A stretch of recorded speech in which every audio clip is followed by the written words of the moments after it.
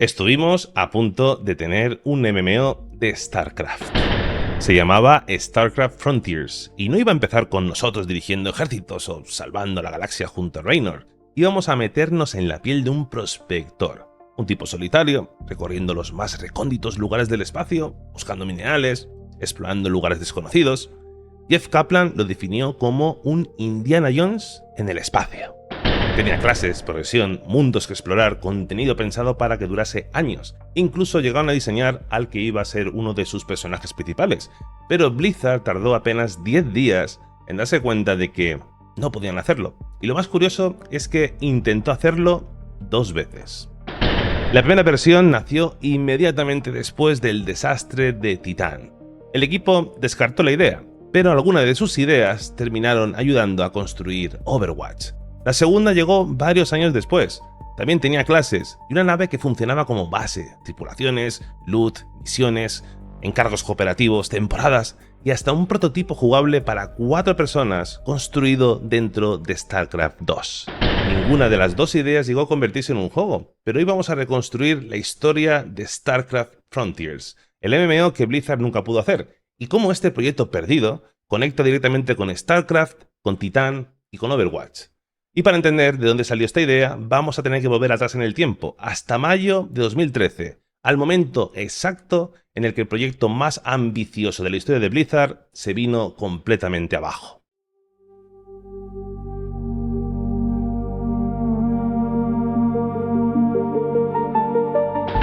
Durante casi 7 años, Blizzard había estado trabajando en Titán, una franquicia completamente nueva que estaba destinada a convertirse en el siguiente gran MMO de la compañía. El proyecto llegó a reunir a más de 140 desarrolladores.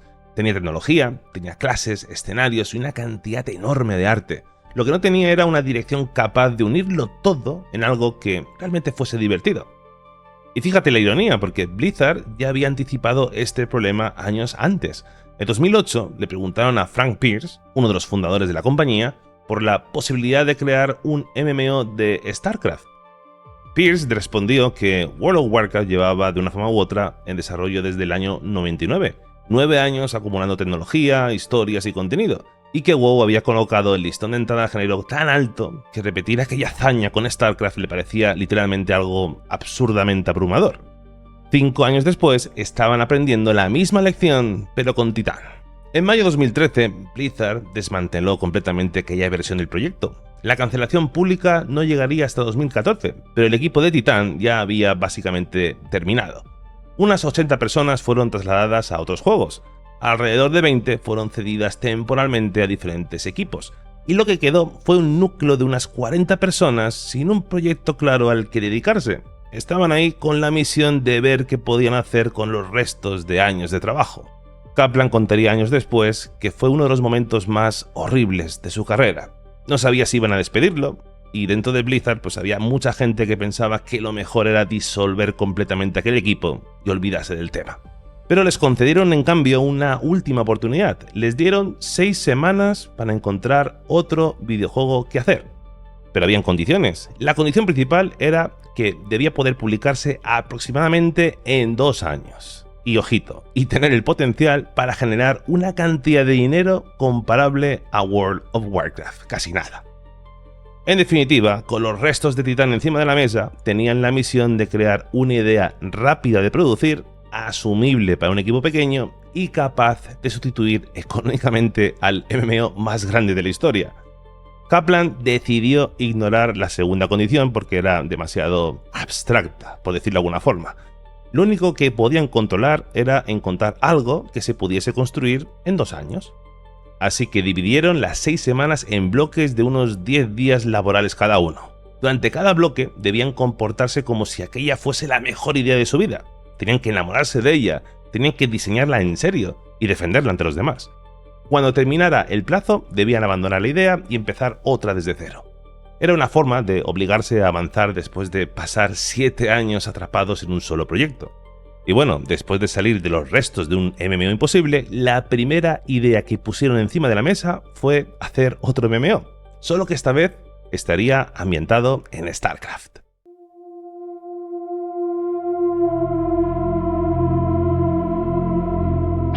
La lógica tenía sentido. Warcraft también había nacido como juego de estrategia, pero World of Warcraft cambió la escala completamente. Dejamos de mover ejércitos en Warcraft 3 y pasamos a vivir dentro de aquel universo. Frontiers quería hacer lo mismo, pero con el universo de StarCraft. No contar otra guerra gigantesca, sino descubrir cómo vivía una persona normal en una colonia alejada del dominio. ¿Qué había en esos planetas a los que el RTS nos enviaba durante 20 minutos y después no volvíamos a ver? La respuesta era ser un prospector, un aventurero que viajaba hasta los límites de la civilización buscando minerales y reclamando territorios donde prácticamente todo podía matarlo. La fantasía no era conquistar la galaxia, era sobrevivir a sus peligros. Básicamente el equivalente de lo que pasó el salto de Warcraft 3 a World of Warcraft. Pasamos de controlar a los grandes héroes y nos convertimos en alguien anónimo que vive en ese mundo. Y para representar esa idea, Chris Metzen recuperó un viejo dibujo realizado durante el desarrollo del StarCraft original, en los años 90, un pistolero espacial posteriormente identificado como Logan. Arnold Sang y Peter Lee lo reinterpretaron para este juego, para Frontiers. Sombrero, barba, un puro en la boca, un arma en el cinturón y una bota apoyada sobre el cráneo de un hidralisco. Al fondo de la imagen, un Evamet esperaba sobre la superficie de un planeta alienígena. Solo con aquella imagen ya podías entender de qué iba a ir el juego. Un western espacial, sucio y peligroso, situado en los rincones de StarCraft que los grandes héroes nunca suelen visitar. El pequeño grupo creativo diseñó el mundo, las clases, la progresión y el tipo de contenido que podía recibir durante años. No existe ninguna evidencia que hubiese una build jugable para esta primera versión, seguramente no lo hubiese, pero tampoco fue una ocurrencia que surgió de la nada, porque este equipo, en unos pocos días, habían encontrado una fantasía y una dirección artística muy claras. El problema apareció al calcular cuánto costaría convertir esto en realidad. Podían empezar con un prospector y un planeta, pero tarde o temprano los jugadores querrían visitar otros mundos, y entonces empezaron a surgir los pequeños debates. Por ejemplo, el viaje a los planetas, ¿qué hacemos? ¿Los cubrimos con una pantalla de carga? ¿O podríamos subir a una nave y pilotarla nosotros libremente? La segunda idea era lo que realmente molaba para ellos, y Kaplan calculaba que solamente teniendo que añadir esa opción, podría añadir otros 3 años de desarrollo, solamente con esa pequeña idea. Después estaban las clases, las profesiones, las ciudades, mazmorras, enemigos, progresión y todo lo necesario para alimentar un MMO después del lanzamiento. Y tenían alrededor de 40 personas disponibles y una orden de un máximo de 2 años de desarrollo. Kaplan estimó que Frontiers necesitaría al menos unos 5 años en un escenario ideal y disponer de entre 150 y 200 desarrolladores, es decir, que para construirlo debían volver a formar un equipo gigantesco y pasar otro lustro desarrollando un MMO y confiar que no terminaría como Titán. Kaplan distingue entre una idea y una visión, como él comentaba en sus entrevistas. Una idea puede ser extraordinaria, una visión necesita además un camino concreto para poder convertirlo en una realidad. Y Frontiers pues no lo tenía. Así que después de unos 10 días abandonaron la idea.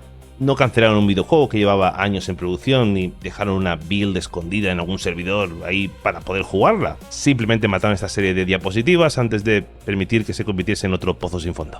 Y creo personalmente que, a pesar de lo atractivo de la idea, creo que hicieron bien. Porque después de 7 años dentro de Titán, lo irresponsable hubiera sido enamorarse otra vez de una idea imposible y fingir que esta vez no podía salir mal. Pero bueno, aquellas 2 semanas no desaparecieron completamente. La siguiente propuesta cambiaría la forma en la que el equipo veía el proyecto y volvió a alimentar una vez más las esperanzas de un MMO para StarCraft.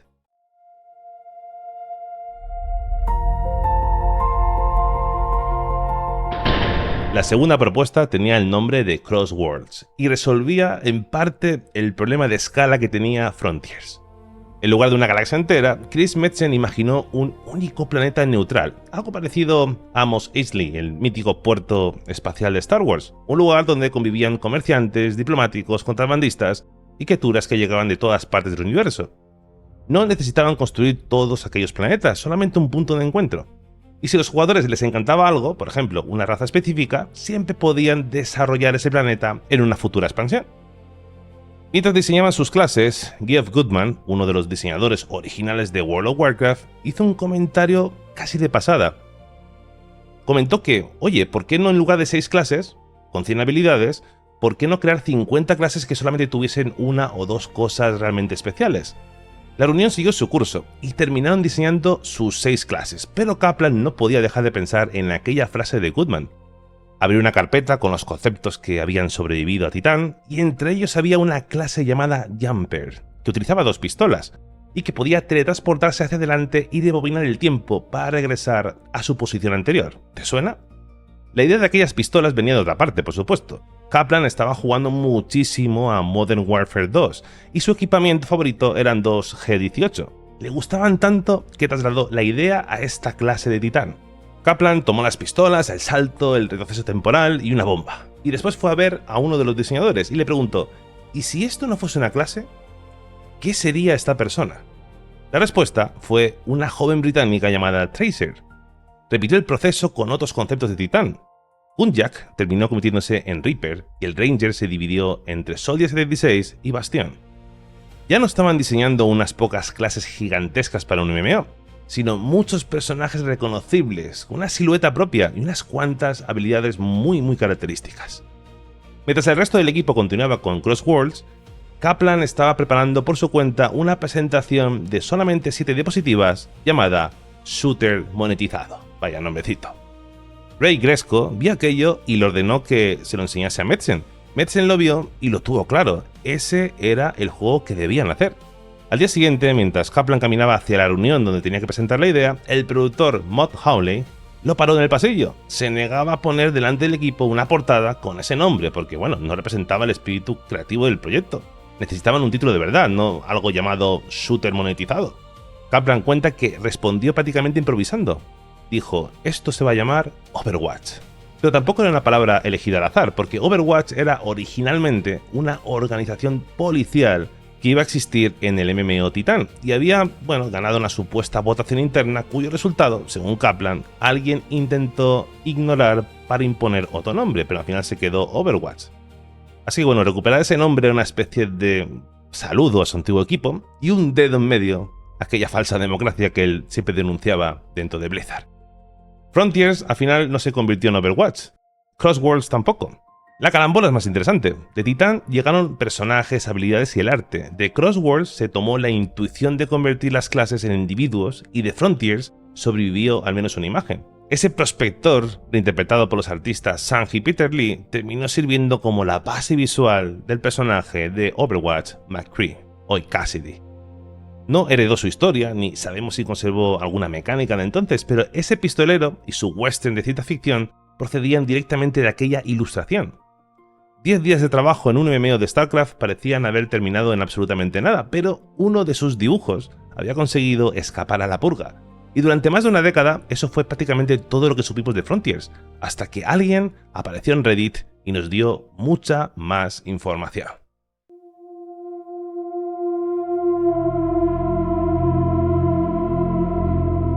En 2026, poco después de que Kaplan explicase toda esta historia en una entrevista con Led Freeman, que por cierto os la recomiendo, una conversación llegó a Reddit.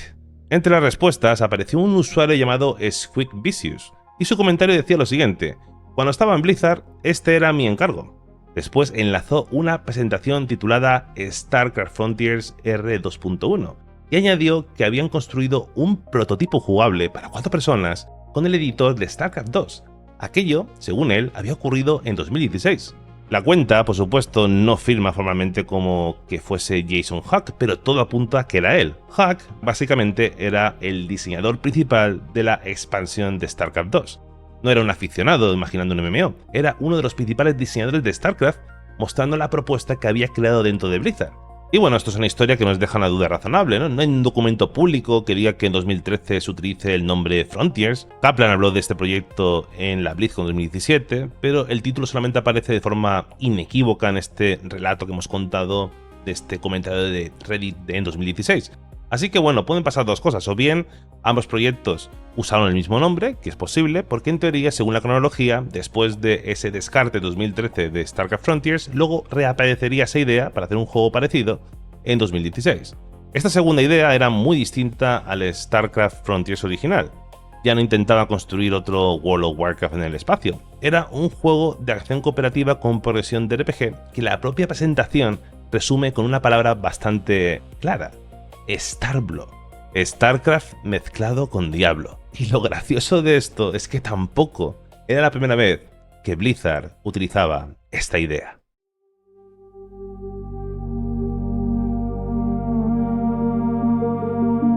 Volvemos más atrás en el tiempo. Después del lanzamiento de Diablo 2, Blizzard North había hecho un prototipo de un juego al que internamente le llamaban justamente Starblow. Un Diablo ambientado en un ambiente espacial con una nave personalizable, viajes entre planetas, criaturas y, bueno, mucho botín. No era StarCraft y no tiene una conexión demostrada con Frontiers, pero perseguía una fantasía increíblemente muy parecida. Y por lo visto, según cuentan las crónicas, llegó mucho más lejos que una simple presentación. Cuando el equipo original de Diablo abandonó Blizzard North en 2003, ya existían varias versiones jugables, aunque el proyecto nunca encontró un nombre definitivo. Antes de los dos Frontiers, Blizzard ya había intentado construir una mezcla de naves, planetas, acción y progresión al estilo Diablo. Más de una década después, Jason Hawk recuperó incluso la misma comparación para explicar su propuesta. En esta versión, la nave sería nuestra base, nuestro hogar y básicamente el lobby donde nos reunimos con otros jugadores. Desde allí mejoraríamos las instalaciones, desbloquearíamos nueva tecnología, elegiríamos misiones y gestionaríamos una tripulación de mercenarios, especialistas y personas rescatadas durante las expediciones. Cada tripulante tendría sus habilidades, su historia y una función dentro del grupo. Al bajar a la superficie, elegiríamos a uno de ellos y formaríamos un escuadrón con otros 3 jugadores. La idea planteaba entre 4 y 6 clases iniciales, y arquetipos muy reconocibles de StarCraft convertidos en personajes controlables, cada uno con un arma o una habilidad exclusiva y personalizable mediante equipo. La intención no era llenar el inventario con una hombrera que diese un 2% más de daño. El loot debía cambiar realmente la forma de jugar, modificando incluso las habilidades y mejorando tanto a los personajes como a la propia nave. Las misiones combinarían contenido diseñado a mano con elementos procedurales, operaciones militares, expediciones científicas, búsqueda de recursos o rescates incluso. El escuadrón compartiría un objetivo principal, pero cada jugador individualmente podía recibir también objetivos personales vinculados al personaje elegido. Después regresaríamos a la nave para reclutar tripulantes, mejorar la instalación y acceder a lugares cada vez más peligrosos. Era una idea mucho más controlada que ese MMO de Kaplan había ideado años atrás. La nave sustituía a la gran ciudad, las misiones reemplazaban al mundo abierto, y los planetas podían añadirse poco a poco sin construir una galaxia gigante desde el primer día. La historia avanzaría mediante nuevos personajes, misiones y temporadas, y si el juego funcionaba, podían añadir personajes protos e incluso ampliar la experiencia hacia batallas espaciales. Visto desde el día de hoy, parece una mezcla entre el cooperativo de StarCraft 2, Diablo, Destiny y Warframe.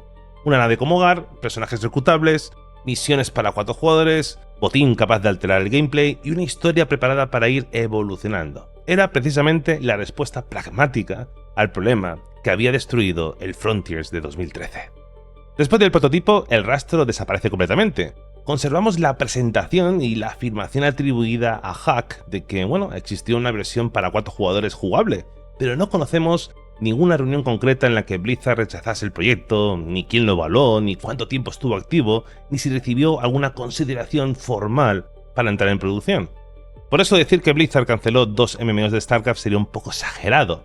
El primero fue, una lluvia de ideas de 10 días. El segundo tuvo un prototipo, pero no existe evidencia pública de que recibiese un equipo, un presupuesto o incluso una luz verde como videojuego completo. Y aún así, ambas ideas cuentan una historia muy interesante. Durante años hemos dicho que Blizzard no ha sabido nunca qué hacer con StarCraft más allá del RTS, pero quizás no sea exactamente cierto, porque Blizzard North ya había probado un Diablo en el espacio. En 2013, el equipo de Titan imaginó un MMO centrado en un prospector en el universo de StarCraft. En 2016, uno de los principales diseñadores de StarCraft 2 propuso una experiencia cooperativa con una nave, una tripulación y misiones para 4 jugadores. Blizzard sabía que este universo podía convertirse en un RPG, en un juego de acción o una experiencia cooperativa o incluso en un mundo abierto. Lo imaginó, lo diseñó y más de una vez se construyó una pequeña parte, aunque sea una pequeña demo. El problema nunca fue que Blizzard no tuviese ideas para llevar a StarCraft más allá de la estrategia. El problema es que nunca llegó a elegir ninguna idea como buena. StarCraft Frontiers no fue simplemente el MMO que Blizzard canceló.